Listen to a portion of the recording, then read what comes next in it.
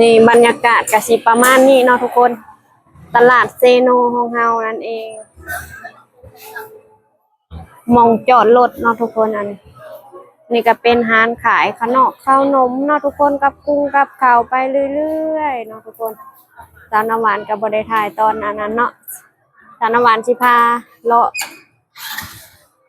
พาชมบึงเล็กๆน้อยๆเนาะทุกคน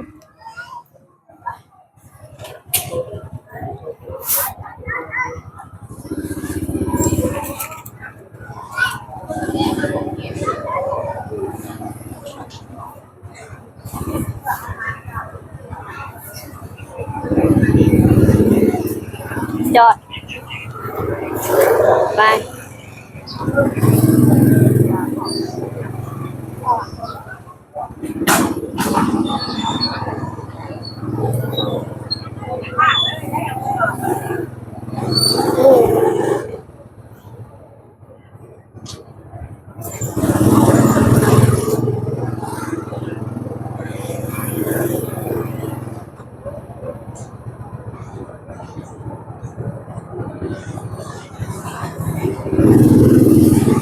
สาวน้ำหวานกะชีได้พาออกไปด้านนอกเนาะทุกคน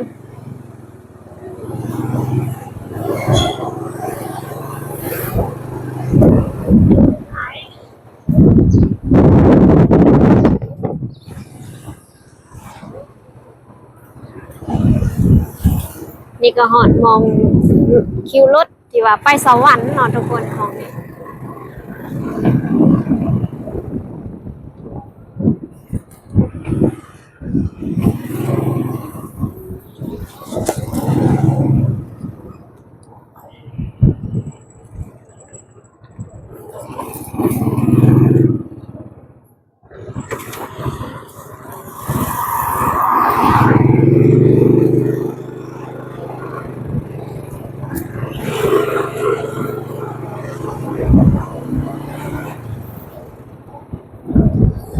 แล้วนี่ก็ยังก่อสร้างอยู่นะทุกคนยังปรับปรุงหลายอยู่นะทุกคนอันนี้ก็ปั๊มน้ำมันนี่มีเซเว่นเด้อทุกคนกายไปกายมาอย่าลืมมาอุดหนุนเด้อทุกคนเด้อเซเว่นเซโนนะทุกคนเ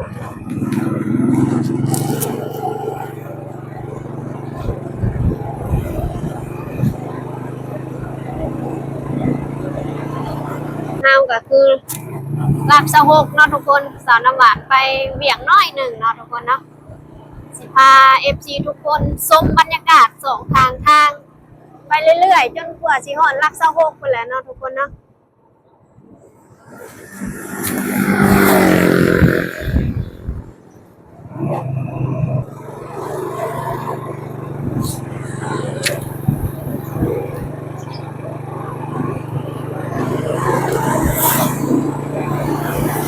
อั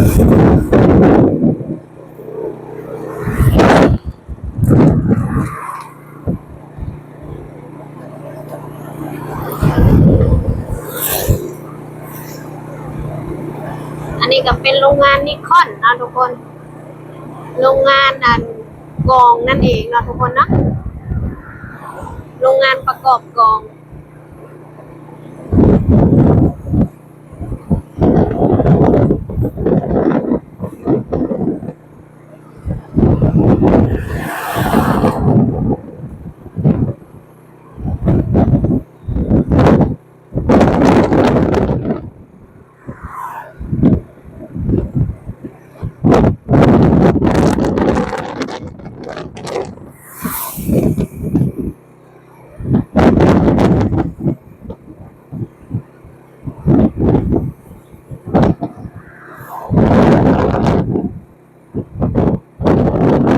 ดินเนาะทุกคน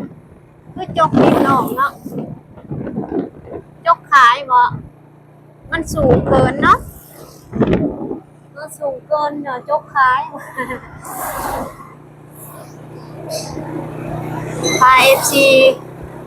ชมบรรยากาศสองทางเนาะ กับไปไกลไปไกลมาสวรรค์เขตเซโนเนาะทุกคนสามารถแวะชมได้เด้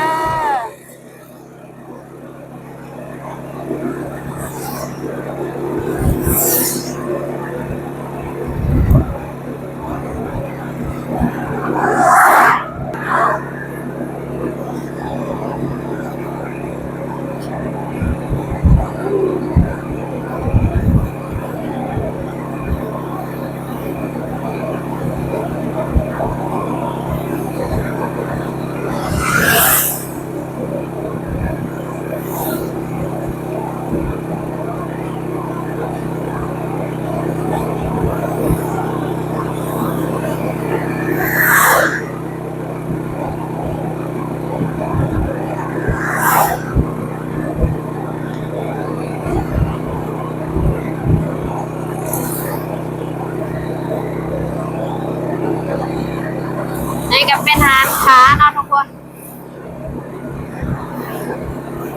ขายพวกจำอิฐ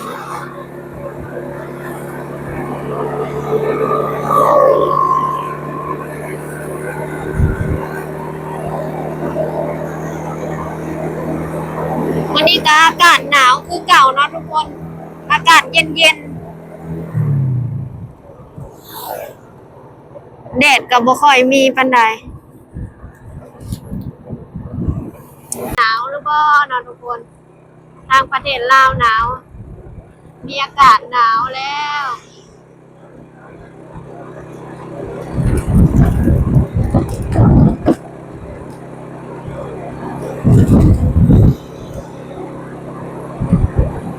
ซักหลายเนาะทุกคนเป็นป่าไม่ซักเลย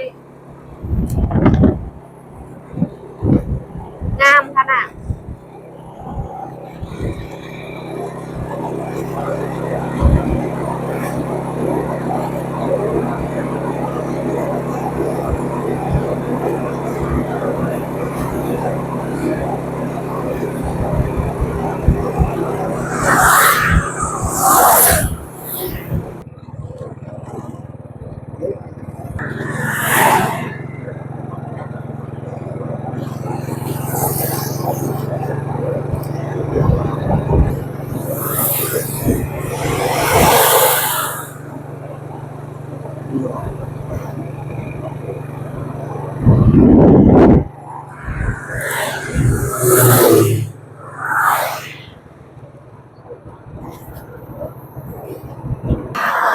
สาวน้ำหวานก็แวะซื้อน้ำกินเนาะทุกคน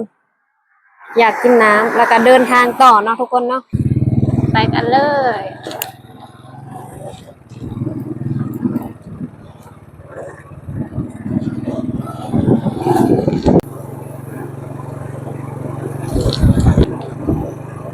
ส่วนอันนี้ก็เป็นโรงงานอีกเนาะทุกคนโรงงาน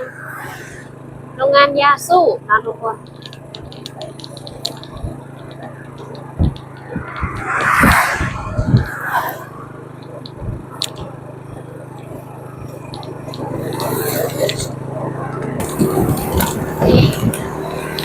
อันนี้ก็เป็นทางเข้าโรงงานยาสูบนะทุกคน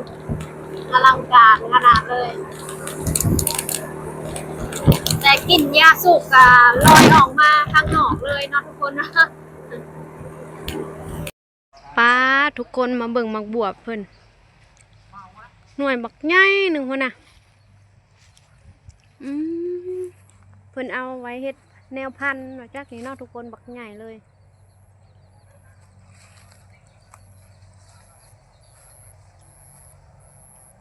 หมักบวบใหญ่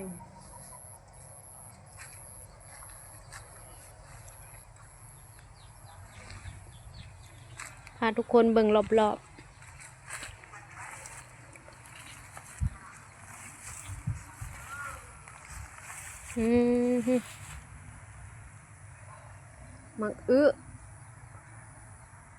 หมักอึเนาะทุกคนหมักใหญ่เลย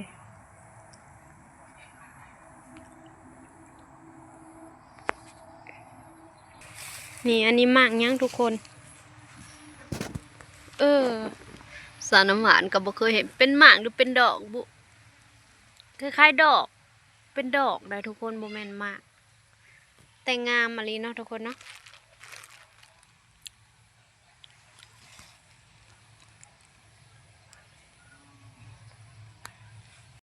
โอเคเนาะทุกคนสำหรับคลิปนี้สาวน้ำหวานกะพะมาลักเสาหกมีเวียงน้อยหนึ่งเนาะทุกคนเนาะก็เลยมาถ่ายให้ทุกคนได้เบิ่งบรรยากาศรอบๆเนาะทุกคนเนาะเบิ่งบรรยากาศสองทางเนาะทางที่ว่ามาลักเสาหกเนาะทุกคนภายกายไปกายมาเนาะสามารถมาแวะมาชมมาเบิ่งได้เนาะทุกคนนะ มาเที่ยวมาชมได้เด้อกะ สาวน้ำหวานกับพาทัวร์ลักษาหกมื้อนี้บรรยากาศดีเนาะทุกคน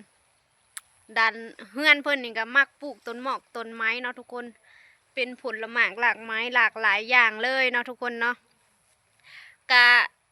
ภาค FC ทุกคนติดตามสาวน้ำหวานบ่ว่าสิอยู่ต่างประเทศหรือว่าประเทศไทยประเทศลาวเนาะทุกคนก็ต้องขอบอกขอบใจหลายๆเด้อที่ติดตามสาวน้ำหวานเนาะเบิ่งคลิปสาวน้ำหวานแต่ต้นจนจบก็ต้องขอบอกขอบใจนำหลายๆเนาะทุกคนเนาะสำหรับคลิปนี้ก็มีประมาณนี้เนาะทุกคนสาวน้ำหวานพามาชมบรรยากาศเล็กๆน้อยๆเนาะสาวน้ำหวานเว้าผิดพลาดประกันได้ก็ต้องกราบขอโทษขออภัยนำหลายๆเนาะทุกคนสามารถติชมได้เนาะทุกคนสาวน้ำหวานก็พยายามเฮ็ดคลิปที่ว่า FC เพิ่นบอกเปลี่ยนสาวน้ำหวานกับสิพยายามเนาะทุกคนพยายามเปลี่ยนที่ว่ามองได้บ่คักมองได้บ่แม่นเนาะสาวน้ำหวานกับสิพยายามเปลี่ยนพยายามปรับปรุงตัวเองเนาะทุกคนแล้วก็สิพยายามเว้าให้คล่องกว่านี้แต่อันนี้ยังติดอ่างอยู่เนาะยังเว้าแบบยังติดยังเว้าบ่เก่งเนาะทุกคนว่าซั่นซะก็นั่นแหละสาวน้ำหวานเว้าผิดพลาดประกันได้ก็ต้องขอโทษขออภัยนำหลายๆเนาะทุกคนเนาะสำหรับคลิปนี้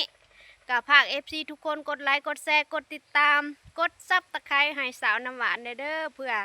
เป็นกำลังใจให้สาวน้ำหวานเฮ็ดคลิปต่อไปเนาะสำหรับคลิปนี้ก็มีประมาณนี้ขอกล่าวคำว่าสบายดีบ๊ายบาย